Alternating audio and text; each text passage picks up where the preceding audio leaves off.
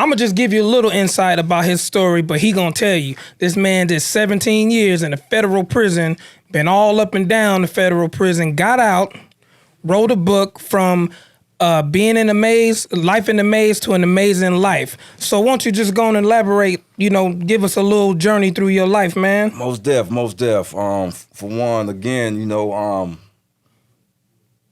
February 6th, 1990, my life changed. Gave my father figures some work.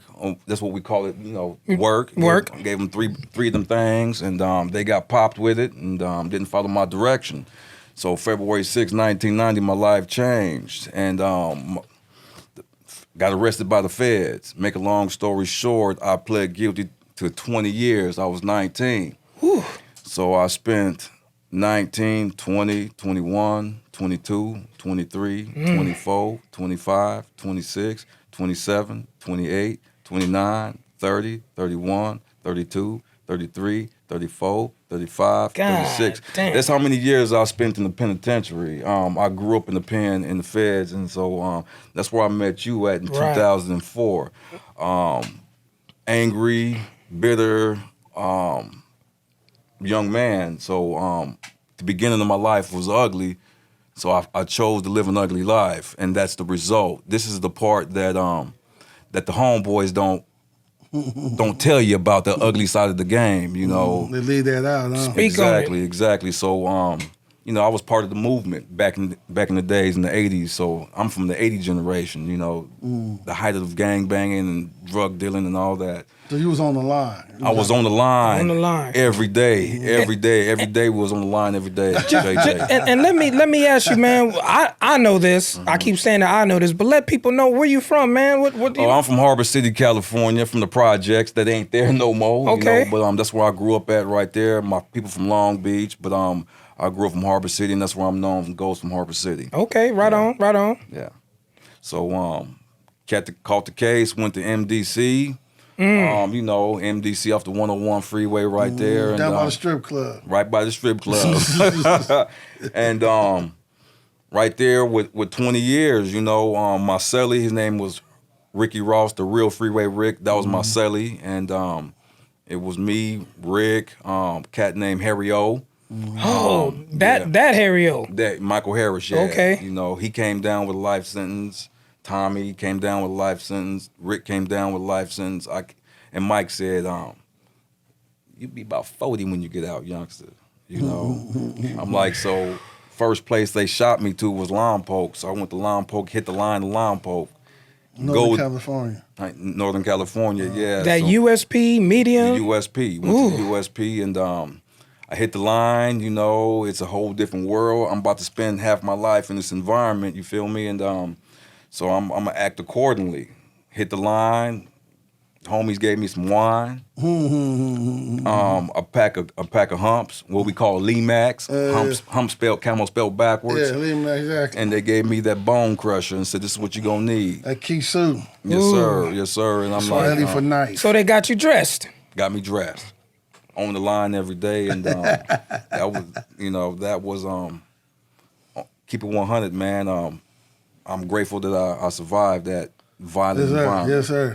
That I can be right here talking about what the line is like. Now, for people out there who don't know, and that's not privy to being on the line, did that make you come out more as coming off the street, or you was like, you know what, I'm gonna just sit back and do my time and ain't gonna deal with no? Or you had to come out and you had to be when you as they say, when in Rome, do as the Romans do. Do as the Romans do.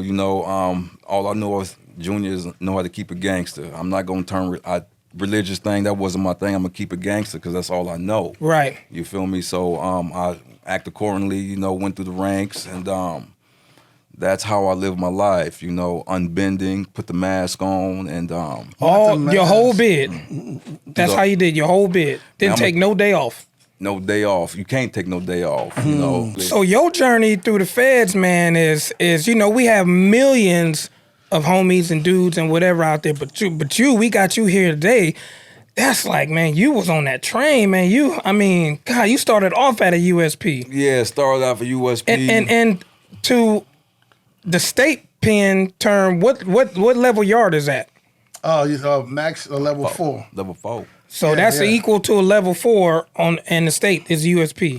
Yeah, California State Prison. Remember, we got this show go across the United States and the world. So, yeah, in California, level 4 is the max level. Can't go no higher than that. And then in the feds, USP Unless is... you're going to do the Corcoran Shoe program. Well, they got Tehachapi and Pelican Bay. Yeah. Okay. They're different places for shoes now. Corcoran was one of the spots. Wow. Or is still a spot. Yeah, it is.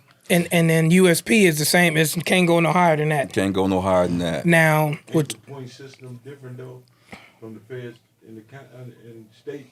That's a voice from Mr. James. I couldn't tell you. Shit's been so long now. But I maxed out all the damn time. You know, because why? I like getting high. You know. The feds give you more time because you're not married, no military background, your gang ties. Okay. Yeah, Let me hip you to that part right there. When you get arrested and catch that case, they're going to go to your criminal history category. I was a category 36. The highest they go was 40. oh shit. know? Jail. Yeah, so, you know, I've been through the ringer, you feel what I'm saying? Yeah, so that's why when I took the dub, they put me in the criminal history category 3 and a level 36.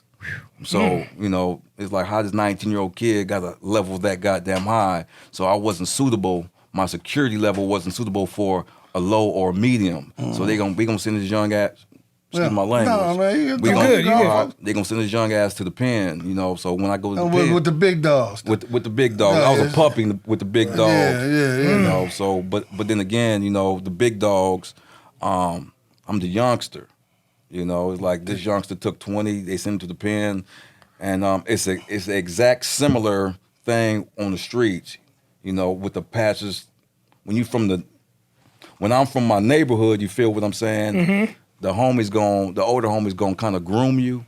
Lace you up. Lace me up. How the program run, how things are operating behind the wall. Yes. Or that particular facility that you're on. Yeah, so that happens in the state as well. Yeah, so exact same thing, you know, got this big ass knife. He needs that. Man, I felt like what's that?